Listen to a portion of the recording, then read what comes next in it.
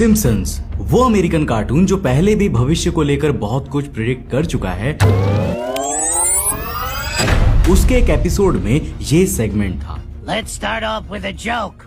I got one. Give me that. What's the difference between Pakistan and a pancake? I don't know any pancakes that were nuked by India. Ha ha. अब देखो, हमारे भारत और पाकिस्तान के बीच जो संबंध है वो हम सभी जानते हैं कि वो किस तरह से है। दोनों ही देश में एक दूसरे के प्रति बहुत ज्यादा नफरत है और इन दोनों ही देश, दोनों ही कंट्रीज के पास न्यूक्लियर वेपन्स भी है। ऊपर से आप देखोगे कि पाकिस्तान के डिफेंस मिनिस्टर ख्वाजा आसिफ ने भी कहा है कि एक न्यूक्लियर वॉर का खतरा क्लियर और प्रेजेंट है, जिसका मतलब दोनों देश इसको लेकर सीरियस है। और अगर आपको लगता है कि आपका घर बॉर्डर के पास नहीं है तो आप सेफ हो, तो जरा इस मैप को देखिए।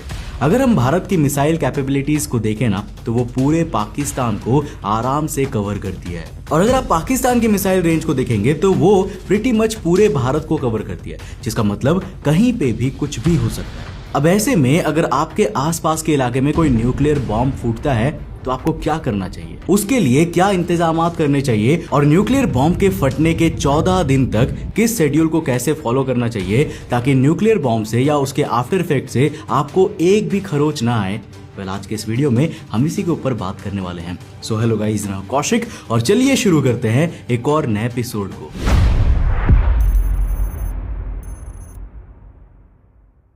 देखो, जिस भी जगह पे न्यूक्लियर बॉम्ब गिरता है ना, उसके आसपास के एरिया को मेजरली 4 जोन्स में डिवाइड किया जाता है।